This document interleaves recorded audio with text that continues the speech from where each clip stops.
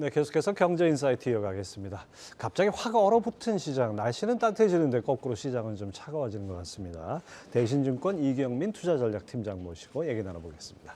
어서 오십시오. 네, 안녕하십니까. 이 자리에서 이 팀장께서 말씀하신 대로 지금 가는 것 같습니다. 지금 시장이 상승할 때는 우리가 좋은 호재만 보려고 그러고 또 하락하면 또 악재만 보이는데 그때 상승 기조일 때 이 팀장께서 말씀하신 게 이게 그렇게 가기 어려운 자리다라고 얘기하신 게 그런 것 같아요. 맞습니다. 어떻게 보셨습니까? 일단은 최근 시장 흐름들을 보면은 1월 달까지만 해도 굉장히 강한 반등을 보였고 1월 27일 날 2480을 터치한 뒤에는 3주 넘게 박스권, 되게 좁은 박스권에 갇혀 있거든요. 아주 좁아요. 예, 2420에서 2480. 딱 60포인트 이 박스권에서 3주 동안 넘게 움직이고 있는 상황인데 이 과정에서 시장 흐름들과는 좀 증시 흐름과 좀 다른 모습들을 여러 가지로 보여줬죠. 채권 금리도 급등을 했고 달러 인덱스도 급등을 했고 원달러 환율도 급등을 했는데 지수만 버티고 있었던 거죠.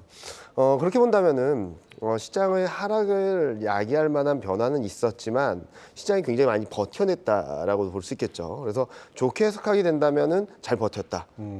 나쁘게 해석하거나 아니면 조금 조심스럽게 말씀드리고 싶다는 부분들은 지금 힘이 많이 약해지고 있다라는 말씀을 드릴 수 있을 것 같습니다. 그래서 요즘 뭐 월가에서나 국내에서나 유행어처럼 노랜딩이란 말이 많이 나옵니다. 맞습니다. 미국 경기가 뭐 무착륙이다 이런 얘기 나오는데 이것이 성장과 물가 안정이라는 두 마리 토끼를 잡을 수 있다. 이런 낙관론의 표현이다 이렇게 표현하셨어요. 이거 설명 좀 해주시죠. 일단은 뭐 노랜딩이라는 새로운 말이 등장을 하면서 지지난주부터는 시장이 금리도 오르고 달러도 올랐는데 시장 버티는 모습들을 계속적으로 보여줘 왔거든요. 비유를 하자면은 저는 최근 시장 흐름들을 보면은 좋은 것들에 대한 반응을 하고 있고 어떻게 본다면은 1월 달에 급등을 했던 이유가 채권 금리 하락, 달러 약세였는데 이게 뒤바뀌고 있음에도 불구하고 노랜딩이라는 새로운 이슈가 들어오면서 버텨냈다라는 거죠.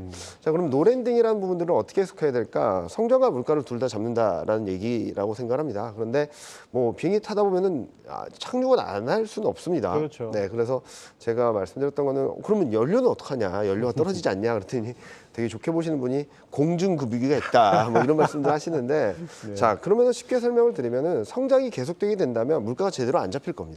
특히 최근 고용지표가 잘 나왔고 서비스 경기가 괜찮거든요. 최근 물가에서 가장 부담이 되는 것은 서비스 물가거든요. 서비스 물가는 떨어지질 않고 있습니다. 그렇게 되면은 서비스 물가는 계속적으로 견조한 상황에서 재화 수요의 변화에 따라서 물가가 더 오를 수도 있는 상황이거든요. 그래서 성장과 물가를 두 마리 토끼를 잡는 건 거의 불가능한 것이 아닌가라는 말씀을 드렸고 이 두 개 다 잡을 수 있다는 것은 좀 과도한 낙관론이 아닌가라는 말씀을 드렸던 부분이고요. 궁극적으로는 연준이 왜 금리 인상을 하느냐라는 것들을 고민해야 된다는 거죠. 금리 인상을 하게 되면은 전반적인 수요가 위축되고 그로 인해서 물가가 떨어진다라는 사이클, 구조적인 변화가 있기 때문인데 지금은 그걸 무시하고 경기가 안 좋아지지 않다, 경기가 성장한다 하더라도 물가는 잡힐 수 있어라는 조금 다소 기대하기 어려운 낙관론이 들어와 있는 것이 아닌가라는 생각을 합니다. 네. 예, 뭐 지금 뭐 경기와 물가를 같이 잡는다면은 뭐 과거 90년대 골디락스 때 아닙니까? 근데 지금이 그런 상황이 아닌 것 같고 미국 경기가 다 상대적으로 좋다고 그래요. 무슨 뭐 생각보다는 덜 나쁜 거지. 그것이 뭐 경기를 갑자기 팍 부스터해가지고 시장을 끌어올릴 이 정도는 아니지 않습니까? 정확한 표현이신 것 같습니다. 경기가 괜찮다, 생각했던 것보다 나쁘지 않다. 특히 고용, 가장 후행 지표라고 하는 고용 지표와 그리고 경기 사이클상 가장 늦게 회복세를 보이기 시작한 서비스업 경기가 괜찮다라는 거거든요. 자, 그러면 이 두 가지 동력이 미국 경제 전체적인 성장을 이끌어갈 것인가라는 것들은 아직까지 자신하기 어렵다라고 말씀드리고 있습니다. 특히 제조업 경기가 계속적으로 안 좋거든요. 뭐 최근 발표된 PMI 지표가 반등을 했다고는 하지만 여전히 수축 국면이고 ISM 제조업 지수는 3개월 연속 하락하고 있습니다. 그리고 산업 생산과 같이 발표된 소매 판매랑 같이 발표된 산업 생산 지표를 보면요. 반등은 했습니다. 근데 설비 가동률이 계속 떨어지고 있습니다. 무슨 말이냐면 소비도 좀 회복됐고 제조업 경기도 좀 살아나는 것 같긴 한데 가동률은 계속 떨어진다라는 의미거든요. 제대로 공장이 돌아가지 못하고 있다라는 시그널들이 아직까지 나타나고 있어서 지금 현재 시점에서는 경기 선순환 사이클이 재가동되면서 증시를 끌어올릴 만큼의 경기 상승 사이클이 재개될 것인가라는 부분들에 대해서는 아직 회의적이다라고 말씀드리고 싶습니다. 네, 그렇죠. 미국의 제조업과 서비스업의 그 느껴지는 그 체감온도가 확연히 차이가 맞습니다. 나죠. 그렇다 보니까 뭐 노랜딩 얘기를 하지만 어떻게 보면 희망사항 가능성이 좀 높아 보이고 제조업 경기 악화 이건 현실이라고 봐야 되는데요. 요거를 시장에 대입해 보면 지금 어느 정도 수준입니까? 일단은 앞서 잠깐 말씀드렸던 것처럼 ISM 제조업 지수는 3개월 연속 떨어지고 있는데 문제는 신규 주문이 더 빨리 떨어지고 있다는 점입니다. 좀 선행성을 보이는 지표가 계속적으로 떨어지고 있고 낙폭을 키우고 있다는 점들은 좀 불안 요인이다라고 말씀을 드리고 있고요. 설비 가동률을 보면은 빅테크 쪽의 설비 가동률이 급격히 떨어지고 있습니다. 그리고 ISM 제조업 지수가 정말 급전직하로 떨어지고 3개월 연속 수축 국면이고 솔직히 반등은 나올 수 있다라고도 생각하는데 지금 50 밑에서 머물러 있다는 점들은 계속적으로 부진한 모습들을 보여주고 있는 것이다라고 생각하고 있고 미국 경기가 걱정했던 것보단 괜찮다라는 말씀을 드릴 수 있겠고 또 하나는 단순하게 과거 흐름들 코로나19 이전을 본다면 경기 사이클 메커니즘이 원형 같았습니다.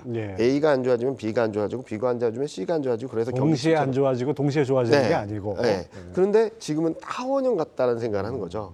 그러니까 코로나19로 인해서 노동시장의 구조적인 변화가 좀 있었고 그리고 재화 수요와 서비스 수요를 보면은 회복되는 시점이 전혀 달랐습니다. 재화 수요는 코로나19 직후 폭발적인 수요 증가가 있었고 이게 꺾이는 시점에 리오프닝으로 인해서 서비스 수요가 그때부터 올라오기 시작했거든요.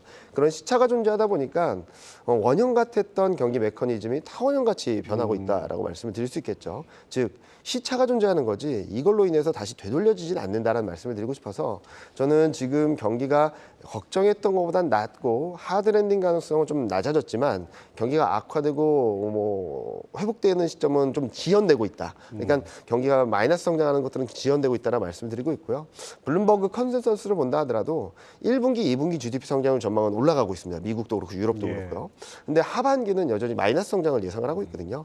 그만큼 이제 좋아질 거야라기보다는 지금은 생각보다 괜찮은데 경기가 악화되는 시점이 좀 지연됐다 정도로 평가할 수 있을 것 같습니다. 이거 예전에 그 초등학교 때 이제 돌림 노래 부르던 기억이 납니다. 경기 나빠진다 그러는데 다 같이 나빠지는 게 아니라 순차적으로 나빠지고 또 좋아져도 순차적으로 좋아진다 이렇게 볼 수 있는데 자 최근 리포트를 보니까 3월 FOMC에서 연준이 빅 스텝을 밟을 가능성이 상당히 부상하고 있다 이렇게 언급하셨어요. 그러면 3월과 5월까지 연준의 스텝은 어떻게 전망을 하십니까? 일단은 파월 연준의장도 2월 FMC에서 데이터를 보고하겠다라는 말을 했기 때문에 아마 3월 초에 있을 고용지표 그리고 3월 중순에 있을 물가지표를 확인하고 아마 50bp를 할지 25bp를 할지 결정을 할 거라고 생각하고 있는데요.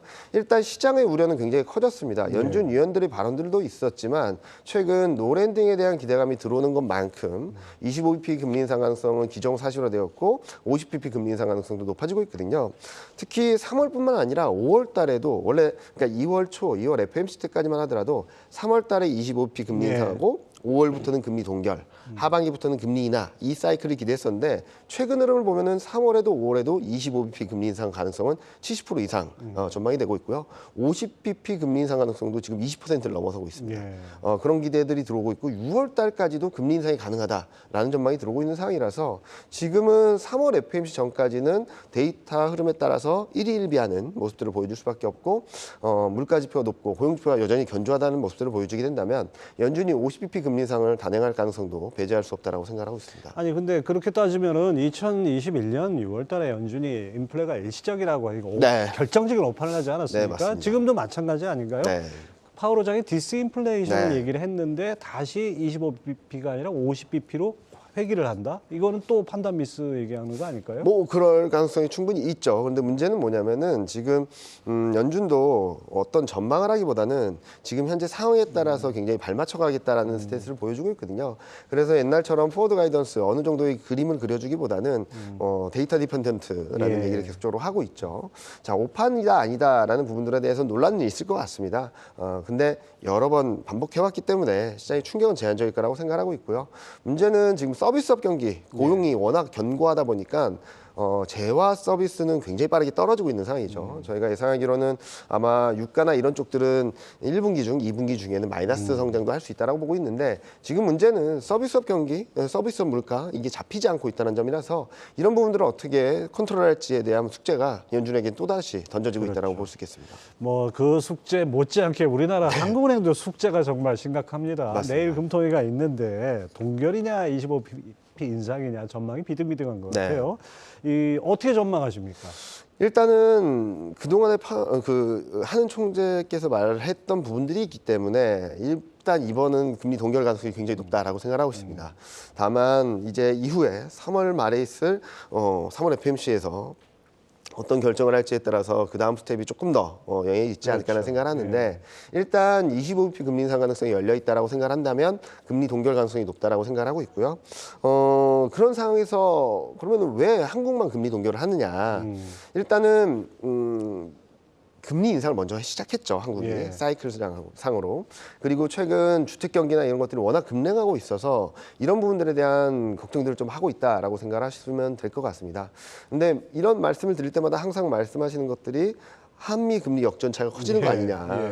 근데 분명히 영향은 조금 있습니다. 원 달러 환율이 좀 더 올라갈 수 있는 여지가 생기는 부분들이긴 하지만 자, 한미 금리가 역전됐다라고 해서 시장에 돈이 빠져나가고 역전되지 않았다라고 해서 시장에 돈이 들어오는 건 절대 아닙니다. 만약에 그렇다고 한다면 한국 금리가 더 높았을 때는 항상 돈이 들어왔어야 되고 한국 금리가 낮았을 때는 항상 돈이 나갔어야 되겠죠. 근데 연초 이후 지금 외국인이 8조 넘게 사고 있습니다.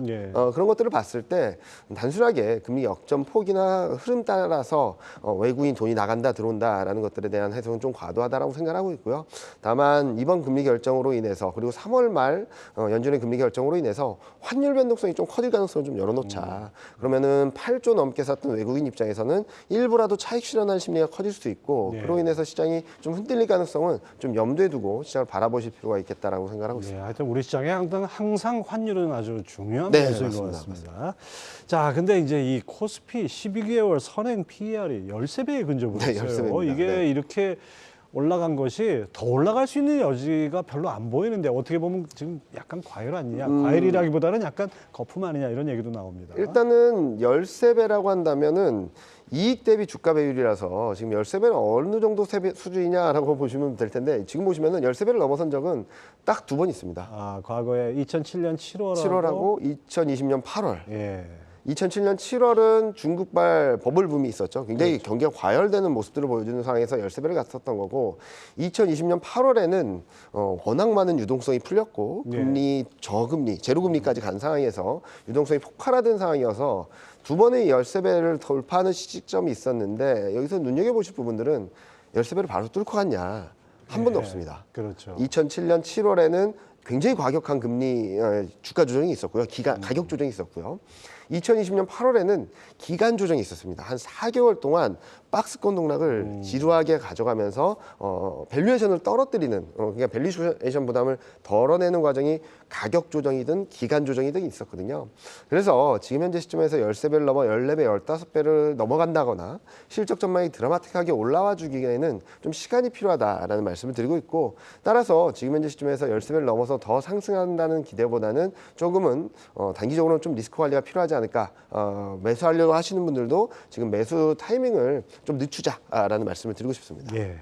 자, 어제 뉴욕 시장 뭐 하루 쉬고 뭐 프레지던트 데이 쉬고 어제 열린 시장에서 2%대 아주 일제히 하락을 했어요. 이것 때문에 우리 시장도 좀 여파를 받는 것 같은데 뭐 고르 깊으면 산이 높다는 말도 있는데 이렇게 한번 빠지고 나면 또 이 박스권에서는 다시 또 반등할 수 있지 않습니까? 반등할 수도 있죠. 어떤 업종 주목해야 될까요? 일단은 박스권 등락이 이어지는 과정에서는 계속적으로 순환매가 나올 수 있다라고 생각하고 있습니다. 좀 한번 최근 시장 흐름들을 보시면 1월에 급등을 했던 은행과 반도체는 2월 들어서 상대적으로 약한 모습들을 보여줘왔고요. 그에 반해서 뭐 철강, 화학 뭐 이런 업종들이 급등을 하는 모습들을 보여줬죠. 자, 그럼 남은 게 뭐냐 하면은 중국 소비 관련주입니다. 이제 3월 초가 되면 이제 중국 양회가 시작되고 3월 1일부터 이제 PCR 검사, 중국에 대한 PCR 검사도 그만한다고 하니까 중국 소비 관련주들이 한번 움직일 수 있는 여진이 있다라고 생각합니다. 다만 이거는 단기 순환매, 트레이딩 관점에서의 접근이지 전체적인 흐름들은 코스피 2,450 이상에서 2,400 이상에서 적극적으로 투자하기에는 좀 부담스럽다라는 말씀을 드리겠고요. 전반 전반적인 전략은 좀 리스크 관리를 하시는 가운데 순환매 대응 전략으로서 중국 관련주 관심 있게 보시면은 단기적으로는 플러스 수익이 날 수 있겠다라고 보고 있습니다. 예. 자, 2,500선이 이렇게 높아 보이는 적이 없는 것 네, 같은데 맞습니다. 요즘 계속해서 거기서 미달을 하다 보니까 좀 약간 불안해 보이는 그런 장세도 있는데요. 자, 지금은 그러면 이제 2월도 일주일밖에 안 남았습니다. 몸을 움츠려야 될 상황인지 움츠렸다 펴야 될 상황인지 이 3월 전망 같이 엮어서 어떤 종목에 주목을 해야 될까요? 일단은 잠시 움츠려야 된다라는 말씀을 드리겠고요. 이제 진짜로 따뜻한 봄이 오면 꽃샘추위 지나고 따뜻한 봄이 오면 그때부터 한번 몸을 펼쳐보자라고 말씀드리고 싶은데요. 아마 2월, 3월, 그러니까 3월 22일 날이 3월 FMC인데요. 그 전까지는 좀 경제지표 결과에 따라서 등락을 반복하지 않을까라는 예상을 하고 있습니다. 좀 하방 압력이 높아질 수도 있고 원달러 환율이 여기서 좀 더 올라가게 된다면 외국인 매물이 출회되면서 시장의 변동성이 커질 수도 있거든요. 최근 코스피 수급이 워낙 얇고 매수 주체가 부재하다 보니까 외국인이 조금만 팔아도 시장이 크게 출렁이는 모습들을 계속적으로 반복적으로 보여주고 있는데 그런 것들을 좀 경계하시면서 뭘 사야 될지에 대한 리스트를 보셔야 됩니다. 저희가 주목하는 업종들은 반도체, 인터넷, 2차 전지 이런 업종들인데 한번 보시면은 1월 달에 굉장히 강했던 1월, 2월 달에 굉장히 강했던 업종들인데요. 저희는 1월, 2월 증시 흐름들이 아마 향후 추세 반전을 하게 됐을 때 시장을 이끌어갈 만한 업종이 될 수 있고 그리고 1월, 2월 증시 흐름이 향후 상승 추세의 예고편이다라고 생각하고 있거든요. 경기는 괜찮다. 통화정책 완화적으로 할 거다. 달러 약세, 원화 강세, 중국 경기 회복, 그에 따른 외국인 수급 개선과 대형주 위주의 상승을 기대하고 있는 상황인데 이게 똑같이 1월 달에 나왔던 흐름이거든요.